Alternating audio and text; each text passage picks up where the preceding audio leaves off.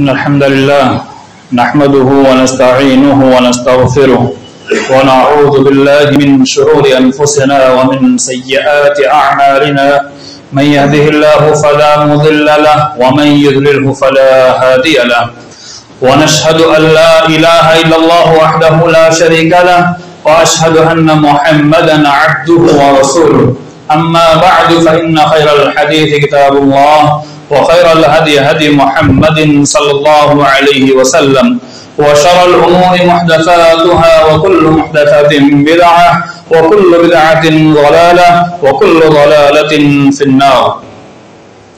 أعوذ بالله من الشيطان الرجيم. لقد من الله على المؤمنين إذ بعث فيهم رسولا منهم يتلو عليهم آياته ويزكيهم ويعلمهم الكتاب والحكمة وإن كانوا من قبل لفي ضلال مبين. وقال النبي صلى الله عليه وسلم لا فضل لعربي على عجمي ولا لأسود على أحمر إلا بالتقوى.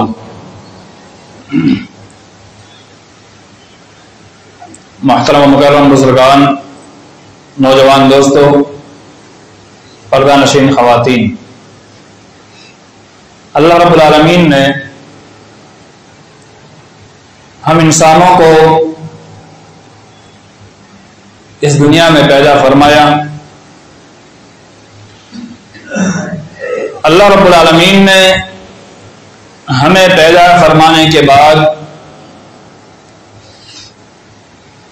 ہماری رہنمائی کے لیے ہمیں کیسے زندگی گزارنا ہے اس کی تعلیم دینے کے لیے ہر قوم ہر دور میں انبیاء کا سلسلہ اللہ رب العالمین نے جاری رکھا. امت محمدیہ کی اصلاح کے لیے، انہیں تربیت کے لیے، ان کو تعلیم دینے کے لیے کائنات کے امام حضرت محمد مصطفیٰ احمد مصطفیٰ صلی اللہ علیہ وسلم کو مبعوث فرمایا، جنہوں نے وما ينطق عن الهوى ان هو الا وحی یوحی کہ اللہ کے نبی صلی اللہ علیہ وسلم وہی بولتے ہیں جو اللہ وحی کرتا ہے. وہ تعلیم کو صحابہ کرام سے لے کر کے قیامت تک آنے والے تمام کے تمام انسانوں کے لیے تعلیمات کو عام کیا. آج کے اس خطبہ جمعہ میں جو وقت متعین ہے اتنا وقت کے اندر نبی صلی اللہ علیہ وسلم کی مکمل تعلیمات تو پیش کرنا یہ ناممکن ہے. اللہ نے جتنی توفیق دی انشاءاللہ اتنی باتیں دلائل کی روشنی میں پیش کرنے کی کوشش کروں گا. اب یہ حالات کیا چل رہے ہیں اس سے ہر کوئی واقف ہے. پوری دنیا کے اندر ایک کوہرام مچا ہوا ہے، پوری دنیا ہل چکی ہے، کیونکہ نبی صلی اللہ علیہ وسلم کی شخصیت ایک ایسی شخصیت ہے کہ دشمن ہو یا اپنا ہو، چاہے اس نے اپنی پوری زندگی کفر کی حالت میں کیوں نہ گزاری ہو، نبی صلی اللہ علیہ وسلم کی جب تعریف کرنی پڑتی ہے تو وہ مجبور ہو جاتا ہے. یا پھر بابا آدم سے لے کر کے ابھی تک میں جتنے انسانوں کی خوبی بیان کرنے کی بات آتی ہے تو سب سے پہلے نمبر پر جن کا نام کفار بھی لاتے ہیں وہ ہمارے آخری نبی حضرت محمد صلی اللہ علیہ وسلم کا نام آتا ہے. حضرت محمد صلی اللہ علیہ وسلم کی تعلیمات کو عام کرنا یہ کس کی ذمہ داری ہے؟ اللہ رب العالمین نے ارشاد فرمایا کنتم خیر امۃ اخرجت للناس تأمرون بالمعروف وتنہون عن المنکر. تم بہترین امت ہو، اخرجت للناس، تم نکالی گئی ہو لوگوں میں سے، تأمرون بالمعروف وتنہون عن المنکر، تم نکالے اس لیے گئے ہو، تم اس لیے چنے گئے ہو، تمہیں بہترین امت اس لیے بنایا گیا ہے تاکہ تم تعلیمات کو عام کرو، یعنی بھلائی کا حکم دو اور برائی سے لوگوں کو روکو۔ وَكَذَلِكَ جَعَلْنَاكُمْ أُمَّةً وَسَطًا، اللہ تعالیٰ نے کہا اسی طرح ہم نے تم کو امت وسط بنایا ہے۔ اب امت وسط یہ کون سی امت ہے؟ نبی آخر الزمان صلی اللہ علیہ وسلم کی امت جنہیں امت وسط کہا جاتا ہے۔ اب ان کی ذمہ داری کیا بنتی ہے کہ نبی صلی اللہ علیہ وسلم کی تعلیمات کو لوگوں تک عام کریں۔ وہ تعلیمات کس طرح عام کی جائے گی؟ کئی اعتبار سے اسے عام کیا جا سکتا ہے۔ قولی طور پر یعنی لوگ کے سامنے پیش کر کے اپنی زبانوں کے ذریعے بتا کر کے، یا پھر اپنے اعمال اور افعال اور اخلاق کے ذریعے سے آدمی وہ کام کرے جو اللہ کے رسول صلی اللہ علیہ وسلم نے کرنے کا حکم دیا، ہم وہ کام کر کے بتلائے جو نبی صلی اللہ علیہ وسلم نے خود کیا۔ کان خلقہ القرآن، عائشہ رضی اللہ تعالیٰ عنہا سے پوچھا جاتا ہے کہ نبی صلی اللہ علیہ وسلم کے اخلاق کیا تھے، جن اخلاق کے تعلق سے قرآن کہتا ہے وَإِنَّكَ لَعَلَىٰ خُلُقٍ عَظِيمٍ، کہ نبی صلی اللہ علیہ وسلم بڑے ہی اعلیٰ مقام کے اخلاق پر فائز تھے۔ وہ اخلاق کیا تھے؟ تو نبی صلی اللہ علیہ وسلم کے اخلاق کے تعلق سے عائشہ فرماتی ہے کان خلقہ القرآن، کہ نبی صلی اللہ علیہ وسلم کے اخلاق قرآن تھے۔ قرآن کی ایک ایک بات پر عمل پیرا ہو کر کے ہم دنیا کو تعلیم دے سکتے ہیں کہ یہ تعلیم ہمارے شریعت کی ہے، ہمارے اسلام کی ہے۔ ہمارے نبی آخر الزمان صلی اللہ علیہ وسلم جو کتاب لے کر آئے ہیں اور اس کتاب کی تشریح کرنا، تفسیر کرنا، جسے اللہ رب العالمین نے آپ کو مکلف کیا تھا، یہ تعلیمات کو اپنے زندگی میں ہم اپنا کر کے ہم غیرت تک پہنچا سکتے ہیں۔ لیکن افسوس اس وقت ہوتا ہے جب ہم اپنے زندگی کے اندر ان تعلیمات سے دور ہوتے جاتے ہیں جن تعلیمات کو اللہ کے نبی صلی اللہ علیہ وسلم نے دی تھی۔ اللہ رب العالمین نے ایسے ہم پر احسان نہیں جتلایا ہے۔ دیکھیے ہم کسی کو چیز دیتے ہیں تو کبھی کبھی جب غصہ آتا ہے یا پھر ہمیں اس کو نیچا کرنا ہوتا ہے یا پھر ہمیں اس کو اپنے سے حقیر جتلانا ہوتا ہے یا احساس دلانا ہوتا ہے تب احسان جتلاتے ہیں۔ اللہ نے کہا لقد من اللہ علی المؤمنین، یقینی طور پر اللہ رب العالمین نے مومنوں پر احسان کیا ہے، احسان کر دیا، اللہ نے احسان جتلایا۔ یہ اللہ رب العالمین ہمیں حقیر نہیں بتلاتا ہے، ہمیں احساس دلا رہا ہے کہ اے مومنو سنو، اے مومنو آگاہ ہو جاؤ، اے مومنو خواب غدر سے بیدار ہو جاؤ، اگر تم سوئے ہوئے ہو تو بیدار ہو کر کے میدان میں اللہ کے نبی صلی اللہ علیہ وسلم کی تعلیمات کو عام کرو۔ لقد من اللہ علی المؤمنین اذ بعث فیہم رسولا من انفسہم، کہ اللہ رب العالمین نے انہی میں سے رسول کو مبعوث فرمایا، انہی میں سے یعنی اہل عرب میں سے، قریش میں سے اللہ رب العالمین نے ایک رسول بنا کر بھیج دیا۔ وہ رسول کون سا رسول؟ نبی آخر الزمان صلی اللہ علیہ وسلم۔ یہ کہنے کی ضرورت کیوں پیش آئی؟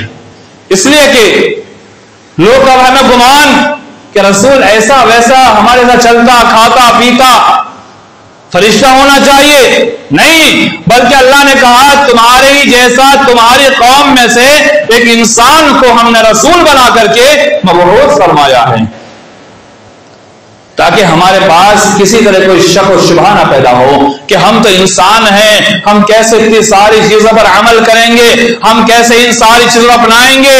وہ بھی انسان تھا جسے نبی بنا کر بھیجا، اس نے سب کچھ برداشت کیا، ہر احکام کو اپنایا، ہر احکام کو عام کیا، تمام باتوں کو امت تک پہنچایا، تاکہ کوئی ہمارے پاس شکایت باقی نہ رہے۔ یتلو علیہم آیاتہ، اس نے ان پر اللہ کی آیتوں کو پڑھا، وَيُزَكِّيهِمْ، اور شرک کی غلاظتوں سے، کفر سے، بدعات سے، دلالتوں سے انہیں پاک کر دیا۔ وَيُعَلِّمُ، یہاں مضارع کا صیغہ ہے لیکن مفہومی ترجمہ کرتا جا رہا ہوں۔ وَيُعَلِّمُهُمُ الْكِتَابَ وَالْحِكْمَةَ، اور اس نے تعلیم دی، کتاب اور حکمت کی تعلیم دی۔ کتاب سے مراد قرآن مجید کی تعلیم دی، حکمت سے مراد مفسرین لکھتے ہیں احادیث نبویہ، اس کی تعلیم دی۔ وَإِن كَانُوا مِن قَبْلُ لَفِي ضَلَالٍ مُبِينٍ، اور نبی صلی اللہ علیہ وسلم کی تعلیم سے پہلے لوگ کھلی گمراہی میں پڑے ہوئے تھے۔ آپ غور کیجئے، نبی صلی اللہ علیہ وسلم کی تعلیمات کو اپنانے والا، اس آیت کا مفہوم مخالف دیکھ لیجئے کہ نبی صلی اللہ علیہ وسلم کی تعلیمات سے دور رہنے والا، اسے اپنی زندگی میں نہ اپنانے والا، وہ گمراہی میں پڑ سکتا ہے۔ کیوں؟ اللہ نے صاف کہہ دیا کہ نبی صلی اللہ علیہ وسلم کی تعلیمات کو اپنانے سے پہلے لوگ کھلی گمراہی میں تھے۔ تو نبی صلی اللہ علیہ وسلم ہمیں تعلیم دی، تعلیم میں سب سے پہلی چیز کیا بتلائی؟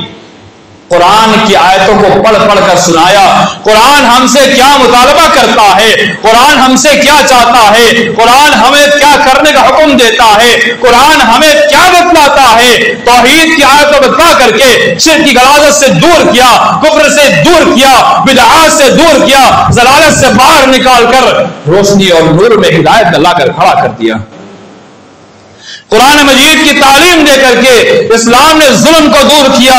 من قتل نفسا بغیر نفس او فساد فی الارض فکأنما قتل الناس جميعا، اس کی تعلیم دے دی۔ من قتل نفسا بغیر نفس او فساد فی الارض، کہ جس کسی انسان نے کسی ایک نفس کا بغیر کسی وجہ کے، بغیر شرعی وجہ کے قتل کر دیا یا زمین میں فساد برپا کر دیا، فَكَأَنَّمَا قَتَلَ النَّاسَ جَمِيعًا، تو اس نے پوری انسانیت کو قتل کرنے کا برابر جرم کر دیا۔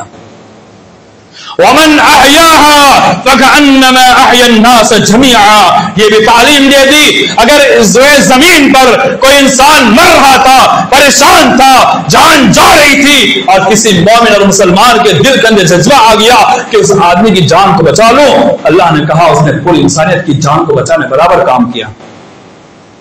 یہ تعلیم اسلام کی، یہ تعلیم ہے جو ظلم و زیادتی سے روکتی ہے۔ اور آج مسلمانوں کے جذبات ایسے ہیں کہ اسلام کی تعلیمات کو بھول کر کے غیروں کی تعلیمات کو اپنانے میں آج فخر محسوس کرتے ہیں۔ غیروں کی تعلیمات اتنی بہتر ہو ہی نہیں سکتی ہے جتنی بہتر تعلیم اسلام دے رہا ہے۔ نبی آخر الزمان صلی اللہ علیہ وسلم کی زبانی اللہ کہلوا رہا ہے۔ زنا جیسی بری چیز کو روکنے کے لیے قرآن میں اللہ نے کیا حکم دیا؟ وَقَرْنَ فِي بُيُوتِكُنَّ وَلَا تَبَرَّجْنَ تَبَرُّجَ الْجَاهِلِيَّةِ الْأُولَى۔ میری ماں بہنیں کان کھول کے سن لے، اگر بے پردہ ہو کر کے اپنے گھر سے باہر نکلتی ہے، خوشبو لگا کر کے، لپسٹک لگا کر کے، اگر منسار کر کے اپنے گھر سے باہر نکلتی ہے، قرآن کی تعلیم کو سن لے۔ وَقَرْنَ فِي بُيُوتِكُنَّ، اللہ نے کہا اپنے گھر کو لازم پکڑ لیں۔ اتنا نہیں کہا، آگے کچھ اور بھی کہا، وَلَا تَبَرَّجْنَ تَبَرُّجَ الْجَاهِلِيَّةِ الْأُولَى، زمانہ جاہلیت میں جیسے عورتیں بن سور کر باہر نکلا کرتی تھی ویسے باہر مت نکل۔ زمانہ جاہلیت میں، کون سا زمانہ؟ اسلام سے پہلے کا زمانہ، عورتوں کی عزت کی حفاظت نہیں کی جاتی تھی، ان کی سر عام راستوں پر زنا کاری عام تھی، راستوں پر انہیں قتل کیا جاتا تھا، راستوں پر زندہ درگور کیا جاتا تھا، عورتوں کے ساتھ بے حرمتی کی جاتی تھی۔ اسلام نے آ کر کے یہ ساری چیزوں کو بند کیا، وَقَرْنَ فِي بُيُوتِكُنَّ کا حکم نازل فرما کر اسلام نے بہترین ماحول و معاشرہ بنایا۔ اور ایک تعلیم دی، میری ماں بہنیں سن لے، اگر آپ پردہ کرنے کو آپ محسوس کرتی ہو، آپ یہ سوچتی ہو کہ ہم پردہ کریں گے تو ہمیں لوگ کیا کہیں گے، میری ماں بہنیں سن لو اللہ تمہیں کیا کہتا ہے۔ یا ایھا النبی قل لازواجک وبناتک ونساء المؤمنین، اے نبی صلی اللہ علیہ وسلم آپ کہہ دیجئے، قل لازواجک، کسے؟ آپ اپنی عورتوں سے کہہ دیجئے، امہات المومنین سے خطاب، انہیں پردے کا حکم دیا جا رہا ہے۔ وَبَنَاتِكَ، نبی آخر الزمان صلی اللہ علیہ وسلم کی بیٹیوں سے کہا جا رہا ہے۔ آپ غور کیجئے، ان سے پاک باز عورتیں کون سی ہو سکتی ہے کہ امہات المومنین اور نبی صلی اللہ علیہ وسلم کی بیٹیاں انہیں پردے کا حکم دیا جا رہا ہے. اور ہمارے معاشرے کی مائیں بہنیں کہتی ہیں ہم پردہ کریں گے، ہم بری عورت ہے کیا، ہم فاحشہ ہے کیا؟ ارے امہات المومنین کو کہا جا رہا ہے، اور نبی صلی اللہ علیہ وسلم کی بیٹیوں کو کہا جا رہا ہے پردہ کر لو. وَنِسَاءِ الْمُؤْمِنِينَ، تمام قیامت تک آنے والی مومنہ عورتوں سے حکم دیا جا رہا ہے کہ پردہ کریں. یدنین علیہن من جلابیبہن، وہ چادروں کو اپنے اوپر ڈال لیا کرے. اس زمانے میں چادر سے پردہ کیا جاتا تھا. آج کے زمانے میں پردہ بدل چکا ہے، لیکن ایسا پردہ جو سر سے پیر تک ڈھانپ دے. آج کے دور کے اندر چلنے والا پردہ نہیں جس کو دیکھ کر کے ایک جوان کی نظر کھینچا جاتی ہے، یہ پردہ جائز نہیں ہے. ایسے بھرے ہوئے لچکدار پردے برقعے جو آج کل ہماری مائیں بہنیں پہن کر کے بازار میں گھومتی ہے، یہ پردے نہیں. ایسے ایسے پردے آج کل پہن کے ہماری مائیں بہنیں گھومتی ہے کہ اسلام نے پردے کا جو حکم نافذ کرنے کا جو مقصد تھا وہ مقصد خود فوت ہو جاتا ہے. آپ دیکھیے پردے کا حکم کیوں آیا، میری مائیں بہنیں سنیں اور آپ بھی سنیں تاکہ آپ اپنے گھر میں بتلا سکے کہ تحفظ نسواں کے لیے، تحفظ عورت کے لیے اسلام میں کتنا بہتر انتظام کیا ہے. ذالک ادنی ان یعرفن، وہ عورتیں پہچان لی جائے گی. اگر عورت پردہ کرتی ہے، برقع پہنتی ہے تو عورت پہچان لی جائے گی، عورت پاک باز ہے، یہ عورت اچھی ہے. آگے فرمایا فلا یؤذین، اور تکلیف نہیں دی جائے گی، اسے چھیڑا نہیں جائے گا، اس کے ساتھ زنا کاری بدکاری کا فعل نہیں کیا جائے گا. آپ غور کیجئے اسلام نے کتنی بہتر تعلیم دی، نبی صلی اللہ علیہ وسلم کے زبانی ہمیں کتنی بہترین تعلیم دلوائی. ایسی تعلیم آپ کو کسی اور مذہب، کسی اور دین و دھرم کے اندر نہیں مل سکتی ہے. یہ تعلیم کو ہم اپنی عورتوں پر لاگو کریں. زنا جیسی بری چیز فحش کاری یہ ختم ہوتی جائے گی.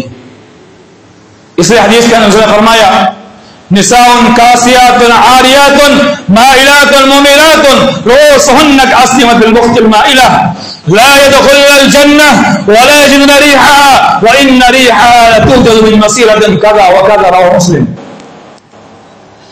کچھ عورتیں جن کی صفت بیان فرمائی، اگر وہ ایسی ہوگی، کیسی؟ ایسے کپڑے پہنے گی گویا ننگی. آج کل معاشرے میں کیسے کپڑے پہنے جاتے ہیں، دیکھیے ہماری عورتوں کے ایسے کپڑے پہنے جاتے ہیں جیسے کوئی کپڑا پہنا ہی نہ ہو. جالی دار، نہ جانے کون سے طرح کی فیشن. یہ شیطان مردود ہمیں فیشن بتلاتا ہے اور بتلاتا ہے نہیں پہنو گی تو ماڈل نہیں گنی جاؤ گی.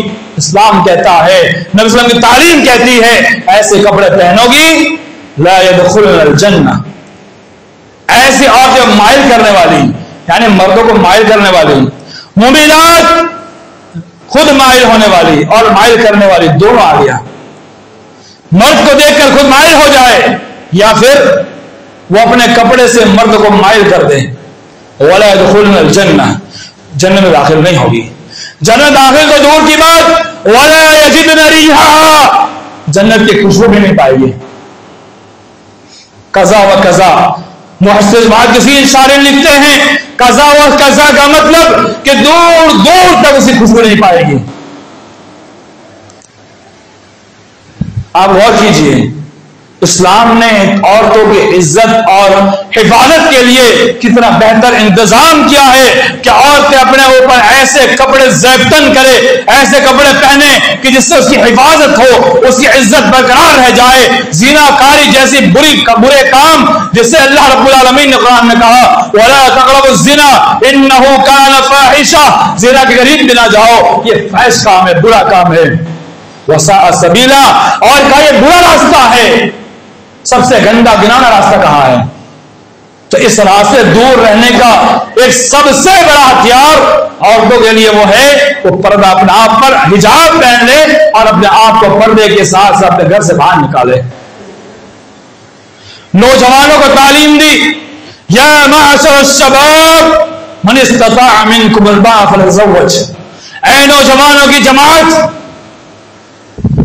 تمہارے اندر اپنی بیوی بچوں کے حقوق ادا کرنے کی طاقت پیدا ہو جائے، کھلانے پلانے رکھنے کی طاقت پیدا ہو جائے، شادی کر لو۔ کس لیے؟ تاکہ تمہاری شرمگاہ کی حفاظت کرے اور تمہارے نظر کو جھکا دے۔ فَإِن لَمْ يَسْتَطِعْ، اگر طاقت نہیں ہے تو روزہ رکھے۔ روزہ یہ بھی نظر کو جھکانے والی چیز ہے۔ تو آپ غور کیجئے بخاری شریف کے الفاظ پر، یا معشر الشباب من استطاع منکم الباء فلیتزوج، کہ اگر طاقت حقوق ادا کرنے کی ہو جائے تو پہلے فرصت میں جو کام کرنا ہے وہ شادی کرنا ہے۔ یہ شادی نوجوانوں کو برے کام سے، پیش کاموں سے، ان کی بری نظروں کو ادھر ادھر گھمانے سے، ان کے ذہنوں کو ادھر ادھر گٹکانے سے اور ان کی شرمگاہوں کی حفاظت کرنے کے لیے یہ سب سے بہترین ہتھیار اور ذریعہ ہے۔ ایسی تعلیم کہاں ملے گی؟ ایسی اچھی اچھی تعلیمات ہمیں ڈھونڈ کر نہیں مل سکتی۔ ایسی تعلیمات ہم اگر کہیں پر بند کمرے میں بیٹھ کر کے ایسی کوئی لائبریری تلاش کر لیں جس میں غیر کتاب خالی پائی جاتی ہو، جن کی کتاب کو پڑھ کر کے ہم فخر محسوس کرتے ہیں، وہاں کوئی تعلیم نہیں مل پائے گی۔ اتنی بہتر تعلیم اسلام دیتا ہے۔ آپ سینکڑوں موٹیویشنل اسپیکر کی اسپیک سن لیں، سینکڑوں غیر قوم کے اور ایسے اسپیکر جو غیر طور طریقے پر اسپیچ دینے والے ہیں، ان کے لاکھوں اسپیچ سننے کے بعد بھی آپ ایسی تعلیم اس میں نہیں پا سکتے جو تعلیم نبی آخر الزمان صلی اللہ علیہ وسلم نے ہمیں دی ہے۔ نبی صلی اللہ علیہ وسلم نے جو تعلیم دی ہے ان میں سے سب سے بہترین تعلیم آپ دیکھیے، لا فضل لعربی علی عجمی۔ حجۃ الوداع کا خطبہ مینا کا میدان ہے، نبی صلی اللہ علیہ وسلم کا آخری خطبہ ہے۔ آپ صلی اللہ علیہ وسلم اس خطبے کے اندر ارشاد فرماتے ہیں، لا فضل لعربی علی عجمی، نہ عربی کو عجمی پر کوئی فوقیت ہے، لا اسود علی ابیض، نہ گورے کو کالے پر، نہ کالے کو گورے پر، الا بالتقوی، سوائے تقوی کے۔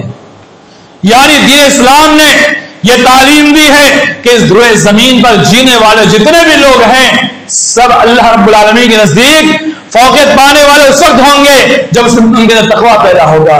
رنگ کے گورے ہونے سے، رنگ کے کالے ہونے سے، کوئی عرب ہے، کوئی عجمی ہے، کوئی خان ہے، پٹھان ہے، کوئی بھی ہو، کوئی فوقیت نہیں ہے، بلکہ فوقیت اس کو ہے جس کا تقوی پیدا ہوگا، متقی ہوگا، پرہیزگار ہوگا۔ اور یہ بھی اللہ نے تعلیم دی، یا ایھا النبی انا خلقناکم من ذکر وانثى وجعلناکم شعوبا وقبائل تعارفوا ان اکرمکم عند اللہ اتقاکم۔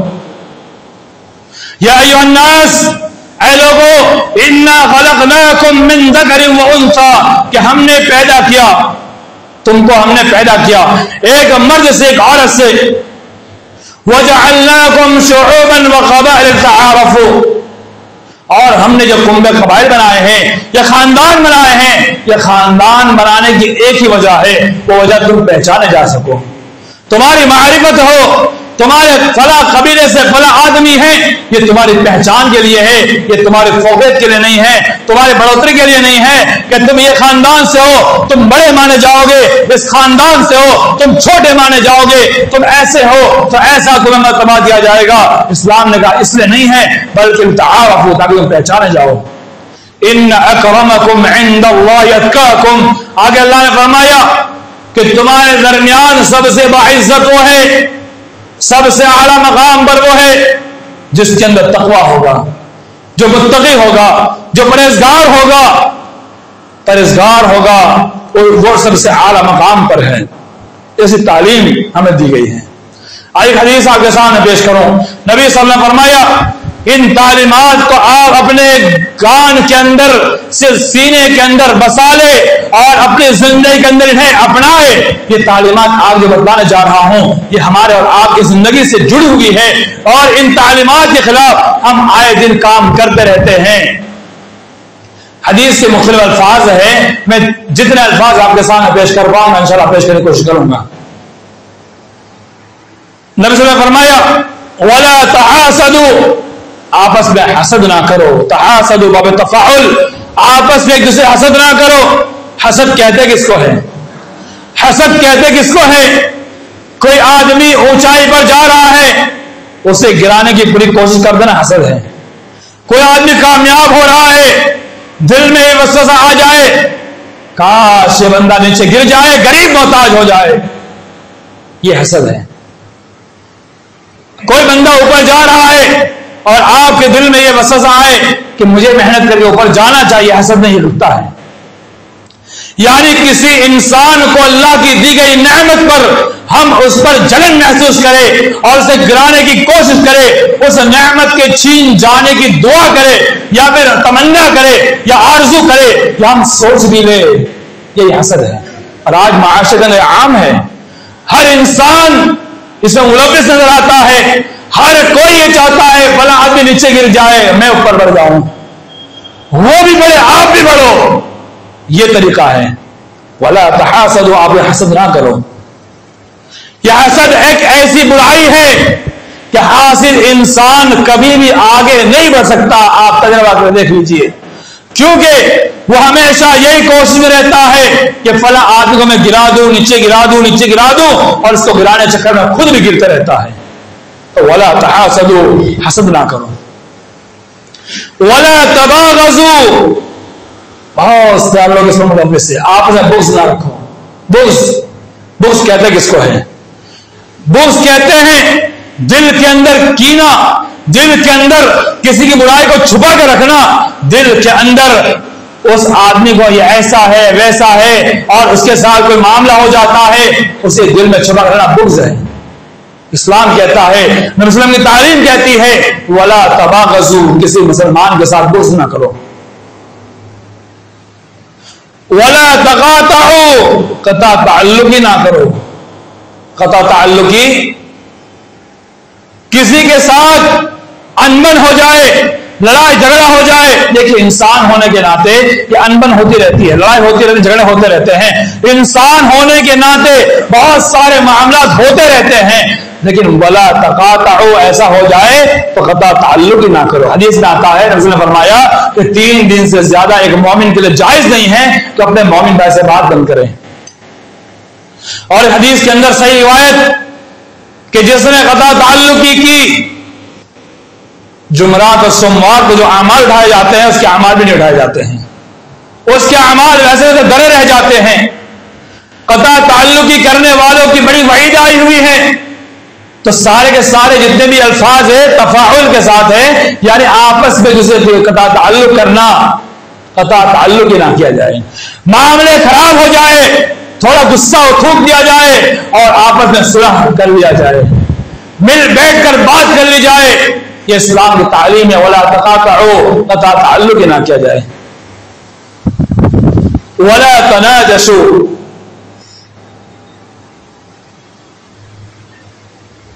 ایک دوسرے کے خلاف بھڑکایا نہ جائے. کسی سے کوئی معاملہ ہو گیا، بھڑکائے نہ. ولا تناجشوا کی مختلف شارحین نے تشریح کی ہے، ان میں سے ایک شرح کی ہے کہ ایک آدمی جا کر کے 2 آدمی لڑائی کو بھڑکا دے. ولا تجسسوا، جاسوسی نہ کیا جائے. جاسوس کہتے کس کو ہے؟ جاسوس کہتے کس کو ہے؟ جاسوس کہتے ہیں کہ فلاں مسلمان کیا کیا کرتا ہے، اس کو دیکھو، اس کی برائی تلاش کرو. اچھائی کے لیے نہیں. وہ رات میں اٹھ کے تہجد پڑھتا ہے تو آپ پہ غور کیجئے، وہ رات میں کہاں جاتا ہے، مسجد میں کیا کرتا ہے؟ تہجد پڑھتا ہے، چلو میں بھی پڑھوں. یہ جاسوسی نہیں ہے، بلکہ وہ کسی مومن کی، مسلمان کی برائی کو تلاش کرنا، یہ جاسوسی ہے. جاسوسی ہے. جاسوسی کرنے سے بچیں. جاسوسی بہت بری چیز ہے. آج معاشرے میں مسلمانوں کے اکثر حالات جو خراب ہو رہے ہیں اسی جاسوسی کی بنا پر خراب ہو رہے ہیں. یہ مسئلہ الگ ہے کہ آپ کا بیٹا، آپ کی بیٹی، آپ کی بیوی اپنے شوہر پر نظر رکھے کہ وہ کیا کر رہا ہے، بیوی کیا کر رہی ہے، بیٹا کیا کر رہا ہے، اس کی اصلاح کی غرض سے. قوم کا رہبر رہنما ہے، وہ رعایا پر نظر رکھے گا، یہ جاسوسی نہیں ہے. وہ کیا کرتا ہے، کہاں رہتا ہے، کیا کرتا ہے، کہ غلطی کرتا ہے، اس کی اصلاح کیا جائے، لیکن اس کے اندر نیت کی خرابی نہ ہو کہ اس کی برائی کو معلوم کر کے معاشرے میں اچھالا جائے، معاشرے اس کو بدنام کیا جائے، عام مجلس میں اس کو بیان کیا جائے، یہی جاسوسی ہے۔ ولا تدابروا، کسی کے پیچھے نہ پڑا جائے، کسی پیچھے پڑنا، اس کا وہی تشریح، عیب تلاش کرنا، عیب ڈھونڈنا، ایسے کام نہ کیا جائے۔ اور قرآن میں اللہ رب العالمین نے ایک اور بات فرمائی، وَلَا يَغْتَبْ بَعْضُكُمْ بَعْضًا، آپس میں دوسرے غیبت نہ کیا جائے۔ وَلَا يَغْتَبْ بَعْضُكُمْ بَعْضًا، تم آپس میں ایک دوسرے غیبت نہ کرو، تم میں سے بعض کی غیبت نہ کرے۔ غیبت کہتے کس کو ہے؟ غیبت چغلی دونوں الگ چیز ہے۔ غیبت کہتے ہیں کوئی آدمی کسی برائی میں ملوث ہے، اس برائی کو دوسرے سامنے بیان کرنا، یہ غیبت ہے۔ یہ ایک ذمہ دار کی بات یہاں الگ ہو جائے گی۔ اگر کوئی پولیس یا کوئی حکمران یا قوم کا رہبر رہنما کے پاس کوئی اس کی شکایت لے کر جاتا ہے، یہ غیبت میں شمار نہیں ہے، بلکہ عام مجلس کے اندر بیٹھ کر کے عام مجلس لگائی جائے اور کسی آدمی کے اندر کوئی برائی ہو اس کو پیش کرنا، یہ غیبت ہے۔ ایک صحابی نے پوچھا رسول اللہ، اگر وہ چیز اس کے اندر موجود ہو تو اللہ رسول نے کہا یہی تو غیبت ہے، اگر نہیں ہے تو الزام ہے۔ تو غیبت آپس میں سے نہ کیا جائے، یہ تعلیم اسلام کی۔ آگے کیا فرمایا، أَيُحِبُّ أَحَدُكُمْ أَن يَأْكُلَ لَحْمَ أَخِيهِ مَيْتًا فَكَرِهْتُمُوهُ، کیا تم یہ پسند کرتے ہو کہ تمہارے مردار بھائی کا گوشت کھاؤ؟ ایک مرا ہوا بھائی پڑا ہوا ہے، اس مرے ہوئے بھائی کے گوشت کھانے کو کبھی پسند نہیں کر سکتے۔ کہاں ویسے غیبت کرنا ہے؟ ایک مردار بھائی کے گوشت سے غیبت کو تشبیہ دی جا رہی ہے، تعبیر کیا جا رہا ہے۔ یہاں پر ایک پیغام دیا جا رہا ہے کہ اگر ہم اپنے کسی مسلم بھائی کی غیبت کرتے ہیں، گویا ہم اپنے اس مسلم بھائی کے مرنے کے بعد اس کے جسم سے گوشت نوچ کے کھا رہے ہیں۔ یہ سمجھانے کے لیے تشبیہ دی جا رہی ہے۔ جیسے آپ ایک مردار مسلم بھائی کا گوشت کھانا ناپسند کرتے ہو، ویسے غیبت کرنا ناپسند کرو، یہ تعلیم دی جا رہی ہے۔ اور سب سے اہم تعلیم حدیث کے اندر، ایاکم والظن فإن الظن اکذب الحدیث، بدگمانی مت کرو، بدگمانی سے بچو۔ ایاکم والظن، بدگمانی سے بچو۔ فإن الظن اکذب الحدیث، کہا بدگمانی یہ بہت ہی جھوٹی بات ہے۔ بدگمانی کہتے ہیں کس کو ہے؟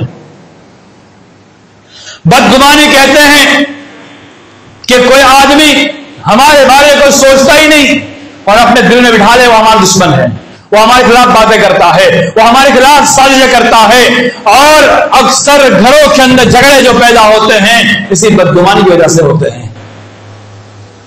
اس لیے حسن ظن یعنی اچھا گمان کرنا یہ ایک مومن کا شیوا ہے، اور بدگمانی کرنا یہ جھوٹی بات ہے۔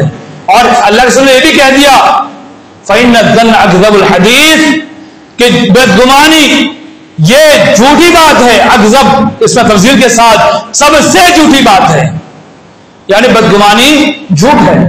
ہم اپنے اندر بدگمانی پالے پھرتے ہیں اپنے مسلم بھائی کے لیے، ایک بیٹا باپ کے لیے، بیٹا باپ بیٹے کے لیے۔ اکثر میاں بیوی کے جھگڑے جو ہوتے ہیں بدگمانی پر ہوتے ہیں، میاں بیوی کے جھگڑے بدگمانی پر، شوہر اپنی بیوی سے بدگمان ہے، بیوی اپنے شوہر سے بدگمان ہے۔ طلاق کے جتنے کیسز بنتے ہیں، جو حدیث گرچہ اس کے اندر کچھ ذوق ہے لیکن شارحین نے لکھا معنی کے اعتبار سے بہت جامع حدیث ہے۔ اب غض الحلال اللہ طلاق، کہ حلال چیزوں میں سب سے زیادہ مبغوض چیز اللہ کے نزدیک طلاق ہے۔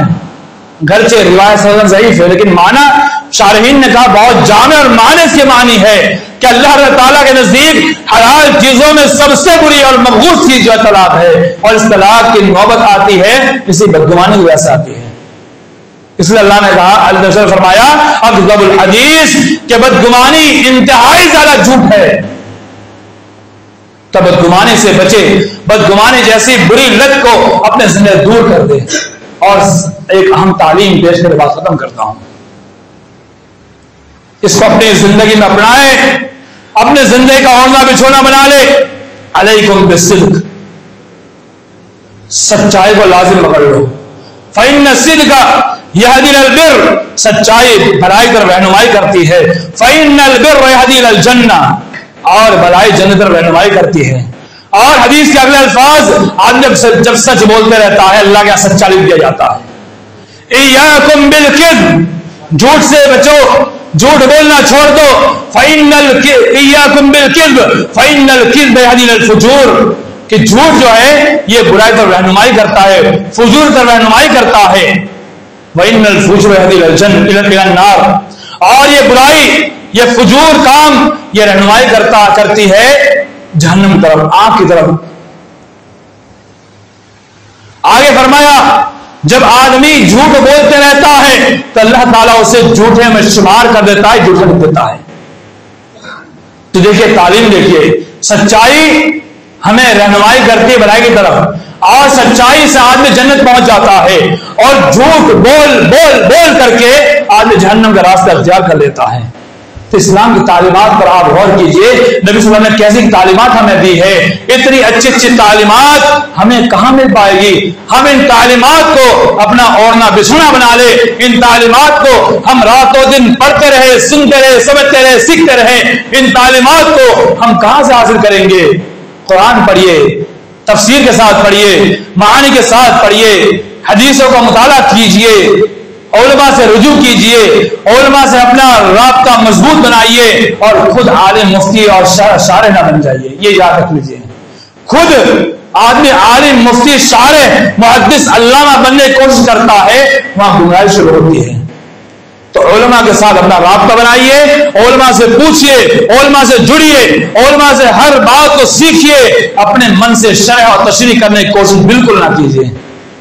تعلیم آپ کو تب ملے گی جب آپ اہل علم سے رجوع کریں گے. اللہ تعالیٰ ہم تمام مسلمانوں کو نبی صلی اللہ علیہ وسلم کی تمام تعلیمات پر عمل عطا فرمائے. آمین.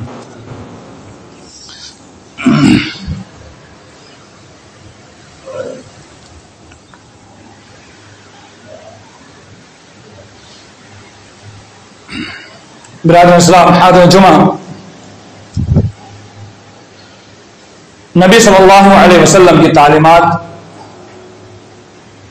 ان تعلیمات کو لوگوں تک پہنچانا یہ آج ہم میں سے ہر ایک کی ذمہ داری بن گئی ہے. کیوں؟ کیونکہ بہت سارے لوگ نبی صلی اللہ علیہ وسلم کی تعلیمات کو الٹے طریقے سے، غیر طریقے سے عام کرتے نظر آتے ہیں. اب صحیح طریقے پر کون پیش کرے گا؟ تو وہ ذمہ داری ہماری بنتی ہے کہ لوگوں نے گرچہ کتنا غلط پھیلا رکھا ہو، لیکن صحیح تعلیمات جو ہے اسے پیش کرنا اگر ہم شروع کر دیں گے تو آج مسلمان ہندوستان کے لوگ کم نہیں ہیں. ہر مسلمان ان تعلیمات کو خطبے میں سن کر کے، دروس میں سن کر کے، پڑھ کر کے اگر پھیلانا شروع کر دے تو یہ تعلیمات کوئی بہت مشکل کام نہیں ہے. ایک مسلمان 4 غیر پر اگر ان تعلیمات کو عام کرے تو پورے ہندوستان لیول پر نبی صلی اللہ علیہ وسلم کی تعلیمات کو پہنچانا کوئی مشکل کام نہیں ہے، بہت آسان ہے. لیکن کوشش کرنا ہمارا کام ہے، پہنچانا ہمارا کام ہے، لیکن ہم پہنچاتے ہی نہیں ہیں. ہم اپنی دنیا میں مست ہے، ہم اپنے کام میں مست ہے، ہمیں یہ کرنا ہے، وہ کرنا ہے، سب کرنا ہے. لیکن کچھ وقت ہمیں اسلام کے لیے بھی نکالنا ہے، دین شریعت کے بھی نکالنا ہے، اور اسلام کی تعلیمات جو ہے اسے عام کرنے نکالنا ہے. آخری حدیث میں سے بات ختم کرتا ہوں کہ نبی صلی اللہ علیہ وسلم نے دیکھیں کتنی بہتر تعلیم دی ہے. ان اللہ کتب الاحسان علی کل شیء، اللہ رب العالمین نے یقینی طور پر کتب الاحسان علی کل شیء، ہر چیز پر احسان کرنے کو واجب کر دیا ہے، لازم کر دیا، فرض قرار دیا ہے. کتبہ کہیں بھی آئے گا وہاں واجب اور فرض کے معنی میں آئے گا. واجب اور فرض کر دیا ہے ہر چیز پر. اب یہاں پر کوئی خاص نہیں ہے کسی مسلمانوں پر، عام ہے، چاہے انسان ہو چاہے جانور ہو، ہر چیز پر احسان. اس سے بہتر تعلیم کس کی ہو سکتی ہے؟ ان اللہ کتب الاحسان علی کل شیء، ہر چیز پر احسان کرنا اللہ نے واجب اور فرض قرار دے دیا ہے۔ یہ تعلیمات کو غیر تک پہنچائے کہ جانوروں پر بھی رحم کرنا، جانوروں پر احسان کرنا، جانور سے اچھا سلوک کرنا، یہ ہمارے دین شریعت تعلیم دیتی ہے۔ اللہ تعالیٰ ہم تمام مسلمانوں کو صحیح معنوں میں تعلیمات کو عام کرنے کو عطا فرمائے اور ان تعلیمات کو خود عمل کو عطا فرمائے۔ یا اللہ ظلم زائر سے بچا لے، یا اللہ مسلمانوں کی عزت و عزت کی حفاظت فرما، یا اللہ مسلمانوں کے یا اللہ جہاں کہیں پریشان ہے اللہ ان کو پریشانی دور فرما دے، یا اللہ مسلمان جہاں کہیں اللہ قید و بند میں ہیں یا انہیں رہائی دلا دے، یا اللہ جہاں کہیں حالات خراب ہے اللہ تو ہی حالات کو درست کرنے والا ہے۔ یا اللہ ہم دعا کر سکتے ہیں، اللہ ہم تیرے سامنے التجا کر سکتے ہیں، یا اللہ تو ہندوستان کے اور ہندوستان کے باہر جہاں کہیں بھی اللہ حالات خراب ہے اللہ تو حالات کو درست فرمانے والے اللہ حالات کو درست فرما دے۔ آمین عباد اللہ رحمنی ورحمکم اللہ ان اللہ یأمر بالعدل والإحسان وإيتاء ذی القربى وینہی عن الفحشاء والمنکر والبغی یعظکم لعلکم تذکرون اذکروا اللہ یذکرکم ولیستجب لکم ولذکر اللہ تعالی عز وجل والذی اکبر۔ اقیموا الصلاۃ۔